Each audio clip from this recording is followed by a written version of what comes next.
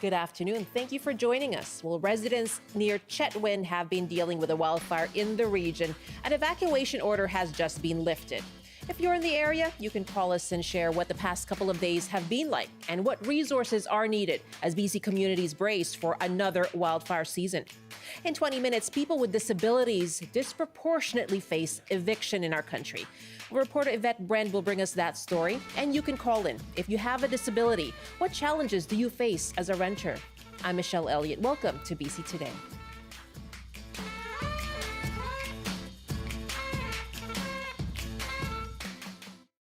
Thanks for joining us on CBC Radio 1, CBC Television, and live streaming on the CBC News app, cbc.ca/BC, and on the CBC Vancouver YouTube page.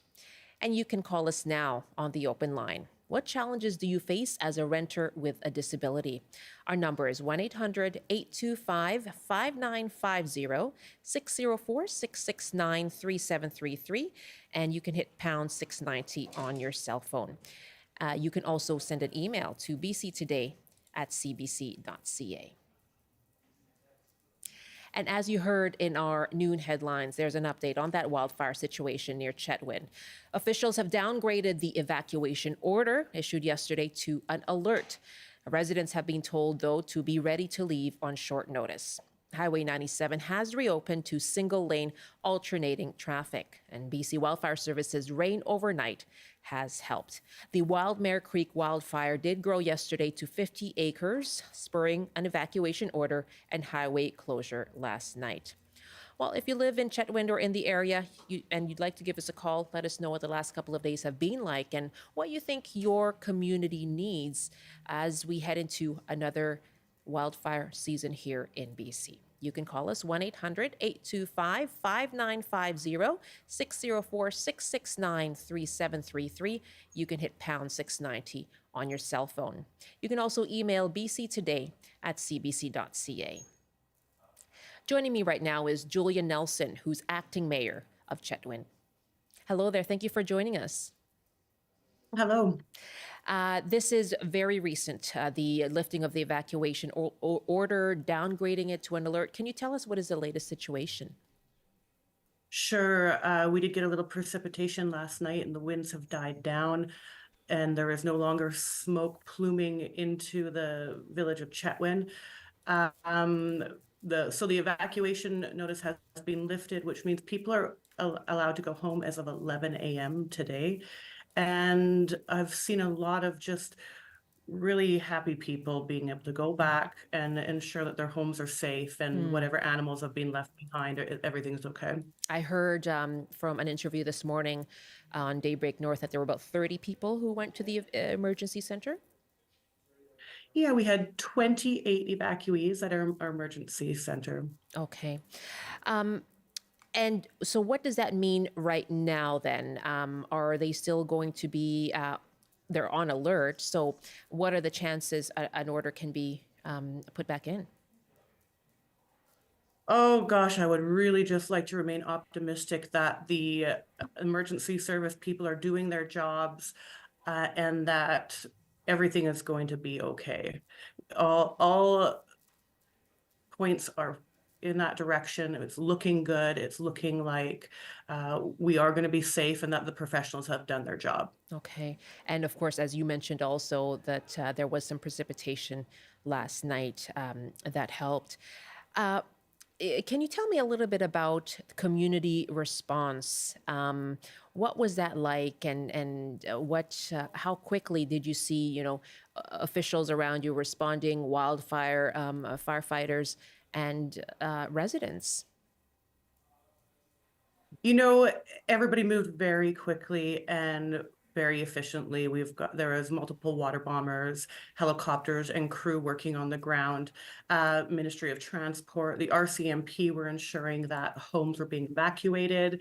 Our local road maintenance company, Argo, was taking care of ensuring the roads were safe and that people were not going through it. Truly, the people moved very quickly and to me, did their job just as they should be to keep this fire under control and to keep our people safe. Is that a function of having been through this year in, year out now? That's a very good point. We're seeing drier and drier seasons in the north. We definitely didn't have the snowpack that we were expecting, and it is dry. Yeah.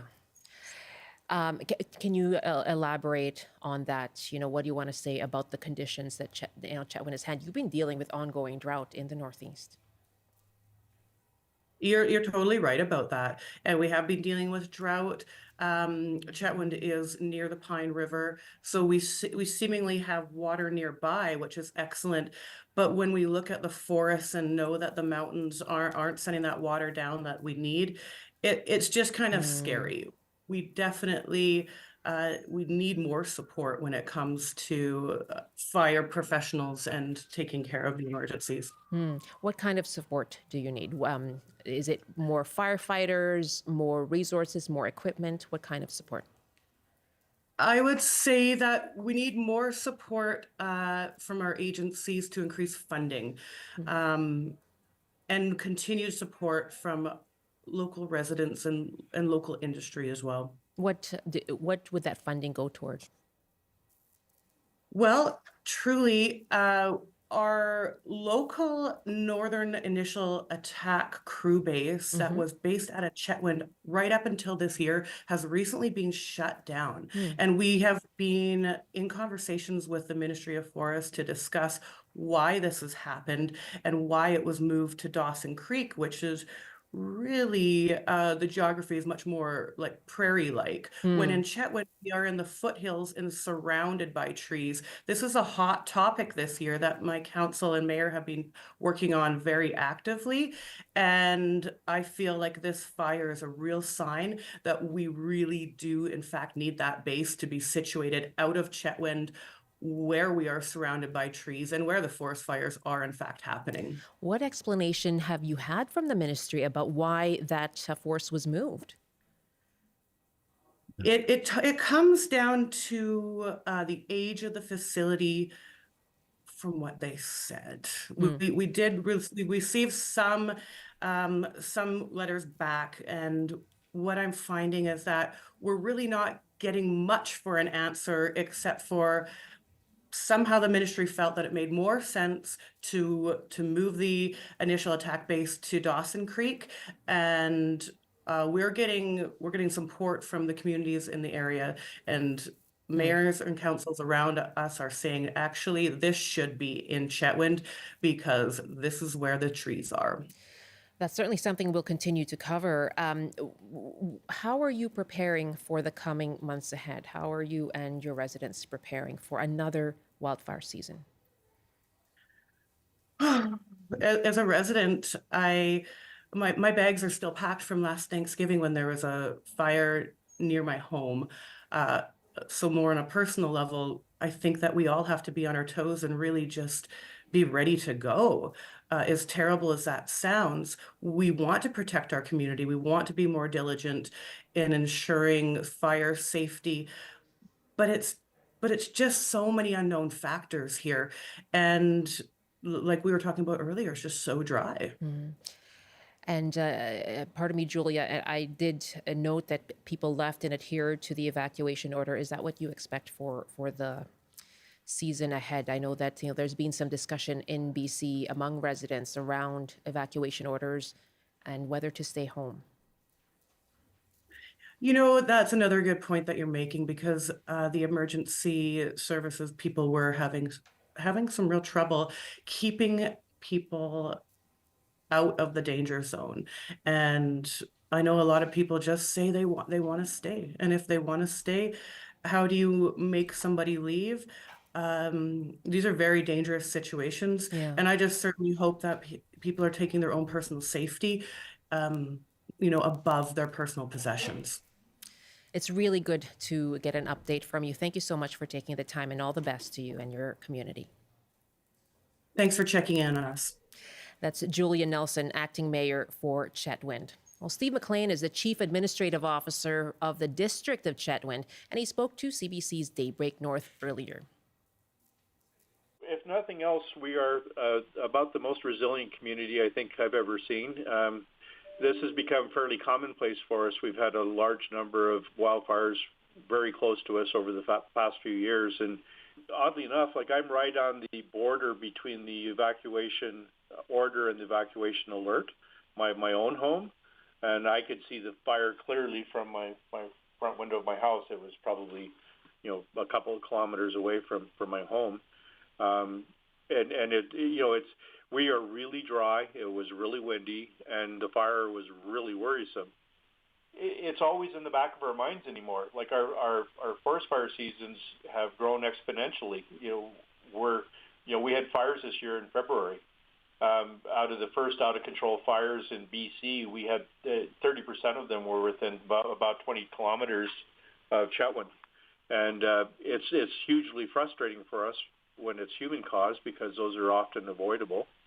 But we also have holdover fires. I think there's like 90 in northeast BC that we're expecting to reignite this summer.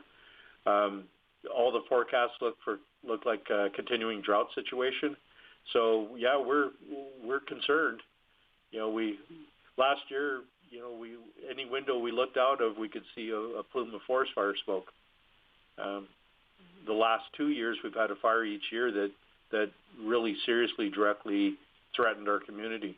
And we were saved basically by the efforts of BC Wildfire and Mother Nature cooperating, wind changes and a bit of rain. So, we've been lucky, and we hope the luck holds. We'll continue to follow this story for you, of course, here on CBC throughout the day. It's 12:17, 1:17 in the Mountain Time Zone, here with BC Today. We have been asking you this week, how are you preparing for wildfire season in BC? Now, Scott writes from Meadow Creek, in light of all the resources that are put toward defensive firefighting once ablaze, I'm wondering if these could be put to use in a more offensive manner. Early detection and early attack, the 10 a.m. principle that's taught in the basic wildland firefighting training. We have the technology to know the location of every lightning strike, spend the money early rather than too late. And thanks very much for that, Steve. I did check with the BC Wildfire Service page, and in the Northwest Centre, it says that BC firefighters adhere to what is known as the 10 a.m. concept. This is when crews aim to control any new fire by 10 a.m. the following morning after discovery, because after that, that's when humidity increases and fire increases its potential to spread. Trish writes from Shawnigan Lake, I suggest that anyone concerned with wildfires should support efforts to fight climate change, including a carbon tax. We have to understand that the extreme wildfires we're experiencing are a direct result of climate change. We can't just give lip service to fighting climate change. We need to be all in on every front. And Betty writes, why don't small communities create large swaths of clearings around their communities to protect their residents and their properties, like Whitehorse did last year? Betty, thank you for that. And yes, last November, the Yukon government announced what it called the country's first permanent fire break, involving clearing a corridor of flammable tree species and replacing them with a band of fire retardant species like aspen. Well, thank you very much for all of your emails and your suggestions. You can always send us your thoughts on anything you hear on the show. It's bctoday@cbc.ca.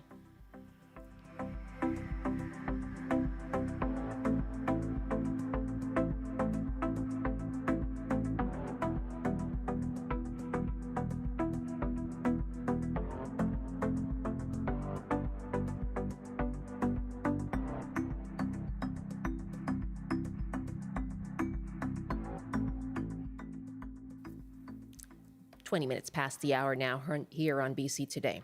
Well, the province is in the midst of a rental housing crisis, and Metro Vancouver has the dubious reputation as the eviction capital of the country.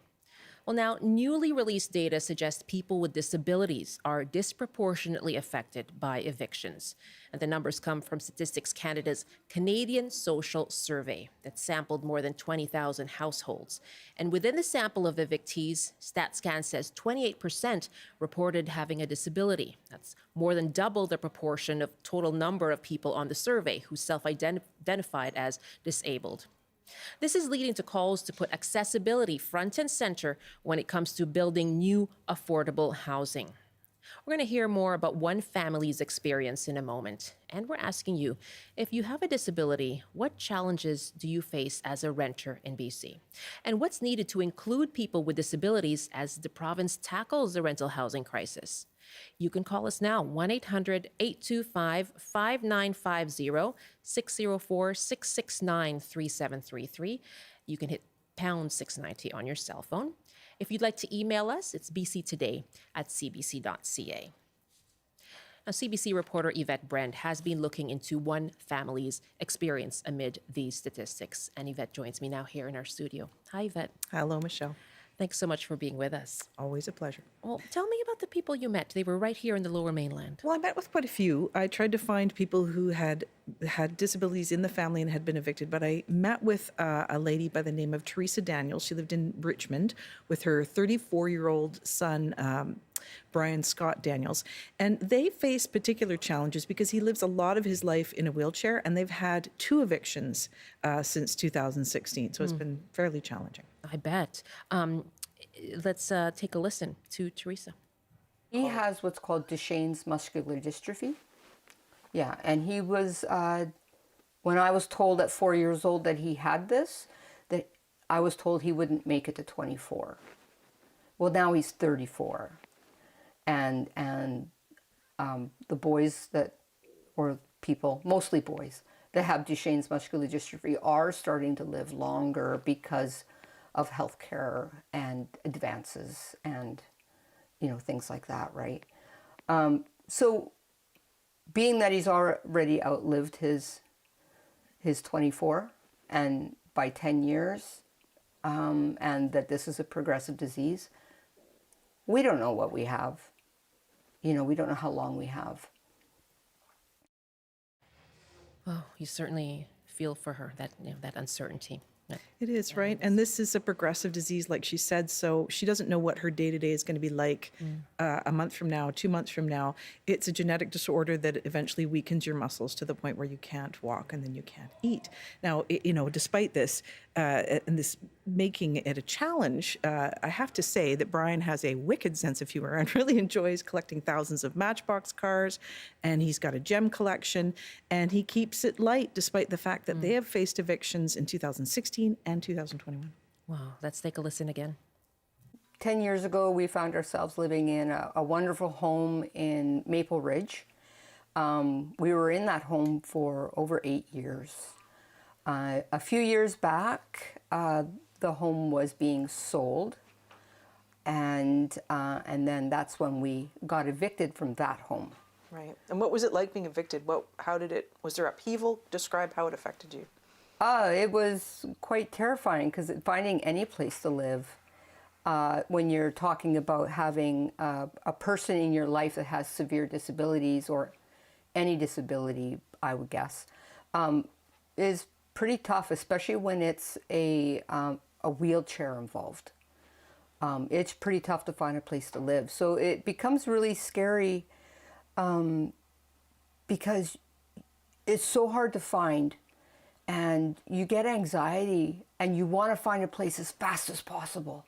You know, take the first one you can get that you can get into. Wow, how did that affect the family? Yeah. Well, they took the first place they could get into, which ended up being a place that was at least $1,000 more than they were paying per month. They were told that they had to move out because a family member of the landlord was moving into their old place. But that's a lot of money, right? Like, that's a big change. And it also meant that Brian didn't have a shower because they left the lift behind that they used so he had to shower at a rec center. So this had very personal, visceral effects on this family. Absolutely. What a disruption. How are Teresa and her partner and Brian doing now?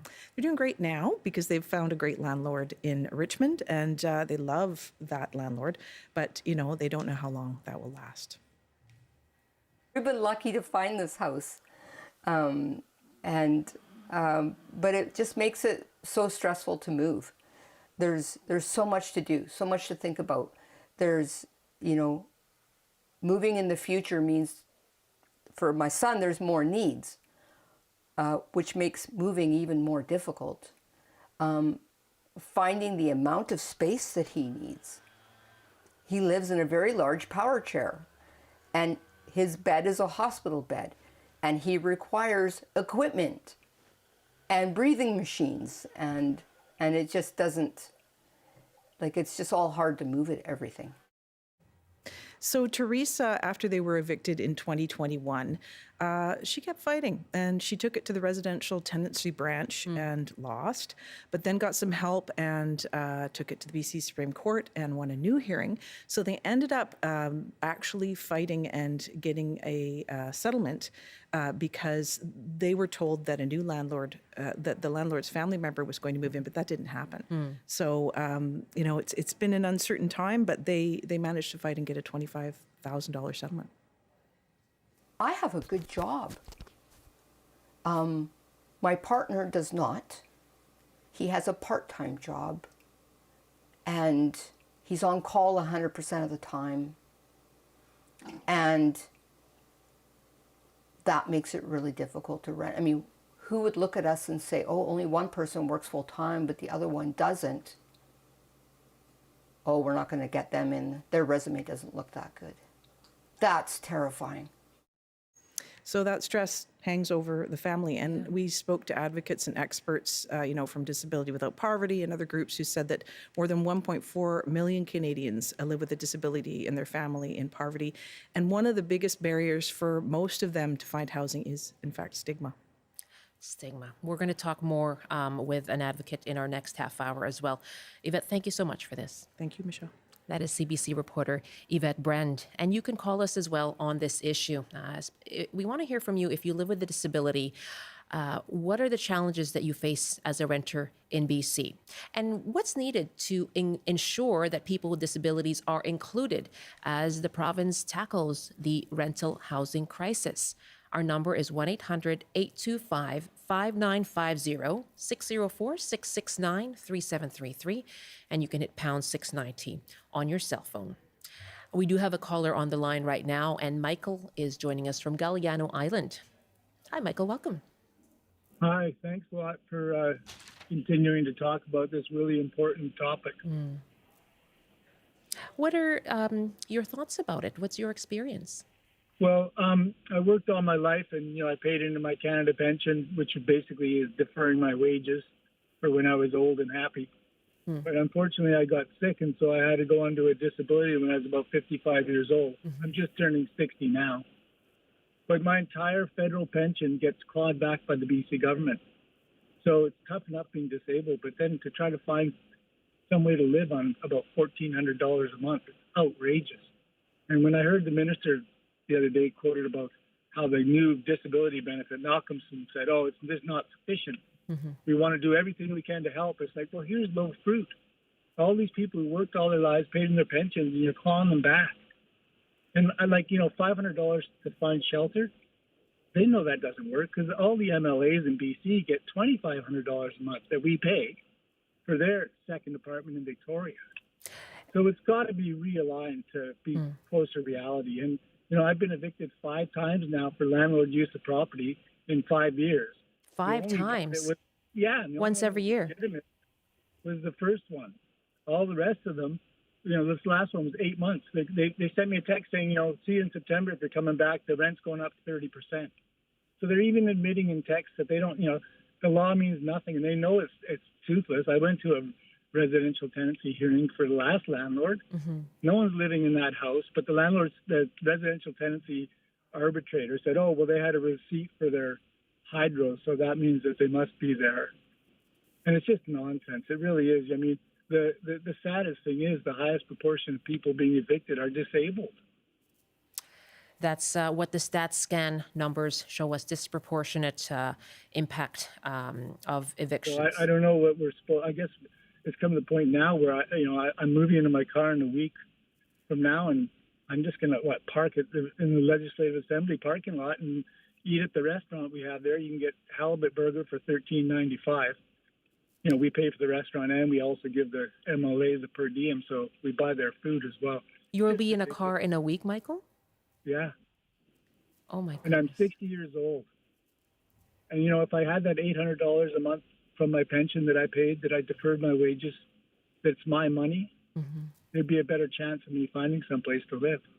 Okay. So shame on the government of British Columbia for stealing money from disabled people who worked all their lives. Michael, what a precarious situation you have been in for 5 years, and I'm just speechless that you will have to be I know, in a car it's in a unbelievable. week. You know, I Yeah. don't have drug addictions. I don't have mental health issues, but I soon will. And, you know, I did everything I was supposed to. I worked for all my life. I was a commercial fisher person. I was a customs officer. I've got a university degree. But it doesn't matter. If once you're disabled, they just throw you away. And then they use the performative words they use about how they help the disabled. And it's just like, shame on you. I hear your frustration and, of course, your utter anxiety at what you're facing, Michael. Thank you so So much. if anyone out in radio land knows where a 60-year-old doesn't smoke, doesn't drink, can live, contact me. Thanks. Michael. ColeStinks@hotmail.com. Thanks so much, Michael. Wow, Michael on Galliano Island. We are taking your calls in our next half hour as well, asking you if you live with a disability, what are the challenges you face as a renter in BC? We just heard Michael there who said he has faced eviction 5 times in the last 5 years. And new StatScan data, newly released StatScan data says that it suggests that people with disabilities are disproportionately affected by evictions. We'd like to hear from you as BC plans to tackle the rental housing crisis. What's needed to ensure that people with disabilities are included? Our numbers again, 1-800-825-5950, 604-669-3733. Right now, let's pause for a CBC News update, and here's Robert Zimmerman. Good afternoon. The City of Vancouver has officially broken ground on a long-awaited new affordable housing project near Nat Bailey Stadium. The 6-story building will have close to 50 affordable units. 15 years ago, more than 700 people were forced to leave the Little Mountain site after the land was purchased by Holborn developers. The developer promised nearly 300 social housing units at the time, but so far only 53 have been built. Mayor Ken Sims says there are no immediate plans for Canucks viewing parties around the city. Sims says the city is carrying out more discussions with police, fire, and businesses, but they have to consider the 2 previous playoff riots. And as we've been hearing on the show, an evacuation order in northeastern BC has now been lifted. About 30 people left their homes last night because of a wildfire south of Chetwynd. Officials say rain overnight helped crews get better control of the fire. And now the forecast on the north coast, mainly sunny this afternoon with a high of 11, highs around 10 with local smoke and cloudy conditions in the Peace. In the central interior, lots of sunshine with a high of 13, highs up to 16 with a chance of showers in the Kootenays. In the southern interior, a few showers with a high of 15 degrees. And for Metro Vancouver, Greater Victoria and the Fraser Valley, highs up to 11 with more rain this afternoon. That's your CBC News update from Vancouver. Thank you, Rob. That's Robert Zimmerman in the CBC Vancouver newsroom. This is BC Today here on CBC. We're on Radio 1, CBC Television, and live streaming as well. And on radio, there's lots more coming on the day's top stories on the afternoon shows in your part of the province. In Metro Vancouver, here's what's coming up on the coast. Hi there, Michelle. It's Gloria Makarenko here, and I hope you can join us this afternoon for On the Coast. Because as BC nears its ban on open net fish farms, we're going to check in with Cermak Canada. They've been pushing back on the shuttering of their business. We'll also bring you a conversation with a filmmaker and theater producer and longtime Richmond resident about his latest theater production. It tells the stories of Chinese-Canadian women living and raising families here while their husbands stay and work in China. So join us for those conversations this afternoon between 3 and 6 on the Coast. Gloria, thank you very much. That's Gloria Makarenko with On the Coast. We have some emails from yesterday's show when we talked about BC's decriminalization pilot. And we asked, should BC reverse course, given calls and criticism in the legislature and among a number of city councillors asking the province to reconsider the pilot program, decriminalizing some personal possession of some illicit drugs. Jesse writes, the first mistake in this conversation is the assumption that drug users are evil and degenerate. This is propaganda that most of us have accepted. Illegal drugs are arbitrarily differentiated from legal ones. Drugs are not illegal arbitrarily. There's a long history of racism involved in our drug laws. No point legalizing those, says Galia, a registered psychologist, says this is not going to help. People are still dying despite injection sites. BC Today at cbc.ca.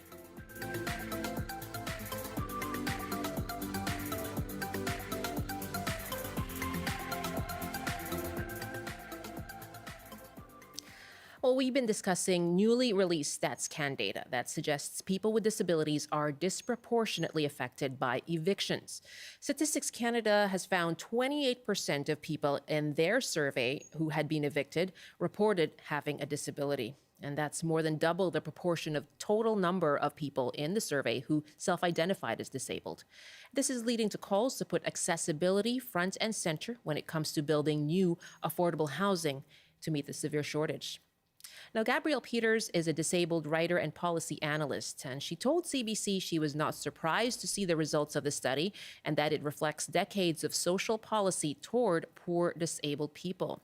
And she told CBC accessible housing needs to be a key consideration when politicians talk about affordable housing, and that there are very few options for a disabled person who is evicted from their home.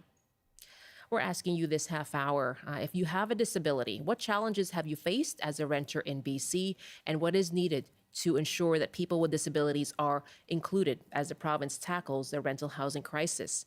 Our numbers are 1-800-825-5950, 604-669-3733. You can hit pound 690 on your cell phone. Warren is joining us from Richmond. Hi, Warren. Yes, hi. My heart goes out to those being hit with renovictions or, renovation evictions. That's a shame. And there needs to be, I believe, a guaranteed annual income based on need. And I think that would go a long way. And also, in terms of rents themselves, those who are designated as having a disability, whether physical or psychological, I believe they should have their rent somehow tied to income rather than, just market rates. That's the situation I'm in, actually. I'm in BC Housing. Okay. And my income or my rent is based on 30% of income. So that we don't get huge rental increases year to year. And with that, Warren, do you have more security as well? Certainly. I mean, my level of income is right around $23,000 a year, which is not really enough. But given the certain amount of protection I have, I'm able to basically function. And your point being that you're saying you're grateful and fortunate to be in that position, but for others, you're thinking of others, and your point is that a guaranteed basic income would be. Yeah, I think that would go a long way to help. The facility I'm in, or the building I'm in, is designated for the elderly. I'm 68 myself, and those with disabilities and low income. Warren, I'm glad you called in. Thank you very much for sharing. Thank you. Siobhan is our next caller in Vancouver. Hi, Siobhan. Welcome. Hi, how are you? I am fine. And what did you want to say about this issue? I'm in a unique situation. I guess I was working for 7 years as a professional, and then recently went on to long-term disability. And since then, I've been, at the time, I was fortunate to be in a roommate situation, but that unfortunately didn't work out. And I noticed that I think this is also a common issue for people with disabilities, where you don't have as many options on the market because of your lower income. And so you're forced to probably cohabitate with others, which when you have impairments and like special needs in some scenarios can be much more difficult. And then, so since that didn't work out, I was looking to try and get back into a single living situation. But when going to landlords, there's not much support for going through the process of applying for a rental when you're on long-term disability and how to disclose that you have regular payment, but it's coming from this source. When I did disclose it to one landlord, they asked me if it was drug-related.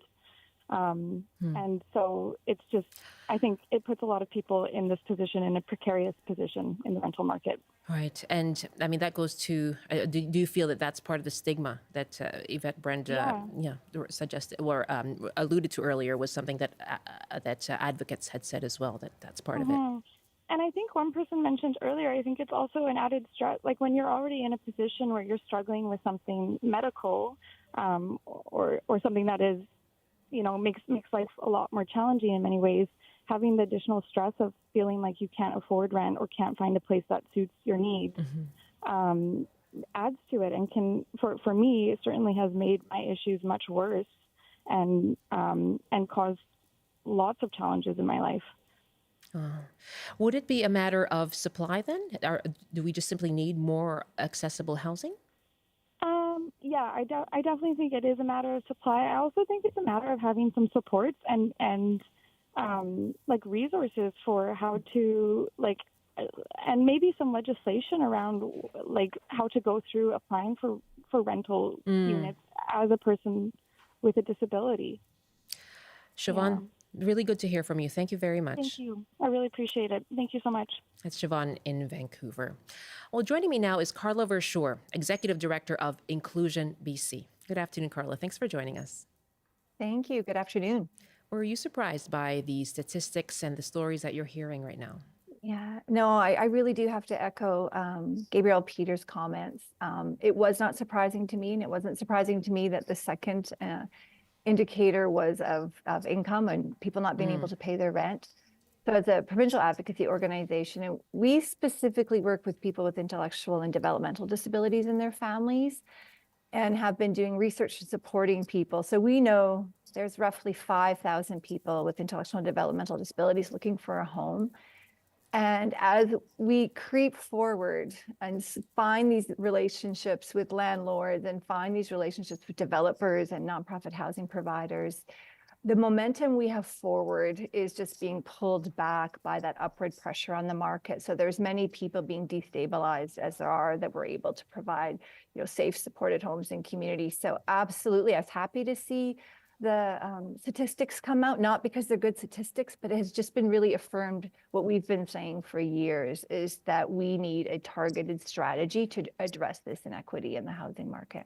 Okay, so two things there. One is income. I'd like to ask you about that, and the other is For sure. the kind of housing that's there. So when it comes to income, there's the federal government has announced the Canada Disability Benefit, and there's been some backlash to that. We had Disability Without Poverty's executive director Michelle Hewitt here on the program last week. And we heard from a caller earlier who was saying that the fact that the province essentially claws back pension if you're on disability, that has really affected him. He's looking at living in a car next week. So income-wise, what needs to be done? First of all, I have to say how woefully inadequate the $200 was a month, and how that was just devastating after the years of advocacy to have Canada that Disability Benefit. The Canada Disability Benefit be what it was. And folks like ourselves in Disability Without Poverty will be continuing to press government to work with our provincial government to bring people above that poverty line. 73% of adults with intellectual and developmental disabilities that live on their own live in poverty. So, and I think that the piece, I think we've come to it, and Mike, one of your earlier callers mentioned it, how people are one bad day away from homelessness. And we're seeing an increased representation of people with disability in the homeless population. And when you think about that, how can that not be the case when we look at the deep, deep levels of poverty, the upward pressures on the market, and the lack of intentionality that we have to address it in our collective housing strategy? So moving forward, I see the only path will be some strong shared responsibility and accountability with municipal governments, provincial governments, and our federal government. So that's really the conversation I hope will emerge in the coming months is how do we work together to undo this injustice and this inequity we've created probably since the 90s as a province, as a country. Let's take a call from Dale in North Vancouver. Hi, Dale. What are your thoughts about renting in BC, and what do you face as a renter? I face stress for the last 30 years. I was born with spina bifida and been on PWD. I did work in Ontario and was injured and collected workman's comp, $200 a month extra to help me pay my bills rather than a lump sum, and that ends at 65. The problem I'm finding is that being on PWD, I applied for BC housing 22 years ago, and I'm living in a bachelor apartment trying to make sure that I pay my rent on time. For the last 22 years I have. You haven't been able to get into BC housing? For 22 years. Wow. They say that, well, I'm housed. It's not how long you've been on the list.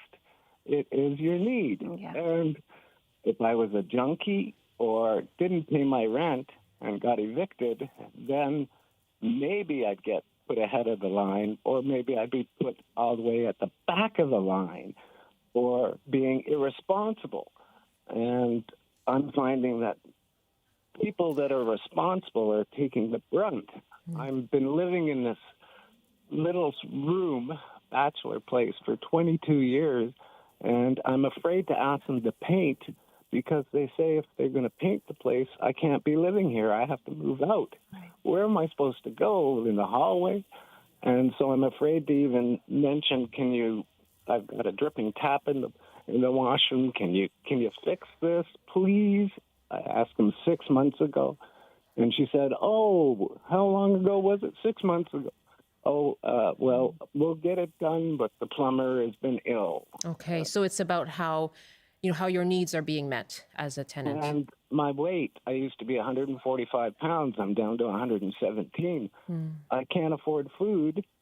I got to pay my rent. And so my doctor's thinking I've got cancer, and I'm getting all these tests, and it's the stress. I have no appetite. I can imagine. Oh, Right. my goodness. Dale, I'm so sorry. And as you say, you're struggling to meet rent every month just to be able to stay in your apartment. And, who knows what else would be out there if you didn't stay there, if weren't able to stay there. And as we heard with Stats Canada, the second most common issue was with income. Dale, thank you very much from North Vancouver. And I just want to add as well that people who struggle with substance use, have their own issues as well when it comes to being able to find housing. Carla Verschoor, what do you take from Dale's experience there? I think Dale, first of all, sorry for just listening to you talk. It's such a common story that I've heard so many times. It's how being housed, but doesn't really look at you for your potential, your right to adequate, safe, supported housing, and to live a good quality life in community. And that just feeling of being kind of forgotten and abandoned is what I was hearing in your voice. So thank you for calling in. And I do want you to know we heard you today. And we'll be working really strong to make sure, and an earlier caller talked about it too, is we have so many different programs that alone leave people under-supported and in poverty. We really need to look at ways of how we can stack these different programs that we have to support people with disabilities to actually allow them to have a supported life in community where they can thrive, not just exist. And I think that there are paths forward where we can look at how we stack federal benefits with provincial benefits, how we bring more portable rental supplements into the equation to allow people like yourself to move into a better home and not have to get to that point of absolute despair and eviction to make that transition that gives you the life that you deserve to have in community, Dale. So please know there's a whole group of people on your team trying to pull that forward. And I do think a key element of that is how do we make different programs that are designed to support people as well as provide adequate, safe, supported housing for people work better together. It's surprising that that hasn't happened yet. It is surprising. I do feel like a bit of a broken record every time I go to a space. If only these two programs could work together. Like an example of that would be the Community Housing Fund and a portable rental supplement. And this absurd definition of affordable that we have now, which is locally determined. So when we say the word affordable, my question always, affordable to who? Because 1,100, 1,400 is marked as affordable housing is not accessible to the people that I work for and with. Michael is our next caller now in Kelowna. Hi, Michael. What are the challenges that people with disabilities face when renting? Well, I think there's just a stigma that,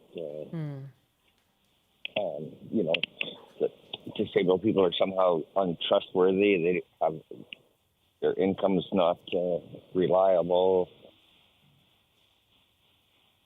Yeah, is that what you faced? You know, well, I've heard from you know, talk to any landlord, they'll say, oh, there's a red flag. And also, I'm dealing with trying to find a rental right now in Kelowna, and anything I applied to, the applications that I get back, they want like 30 or 90 days worth of bank statements and credit card information.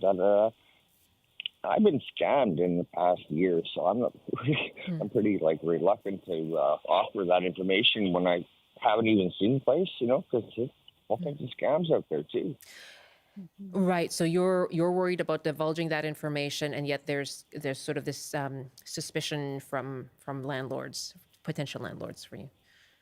Well, exactly. They want bank account numbers and T4 slips, and I'm not asking for a mortgage. I just want to rent the place, you know.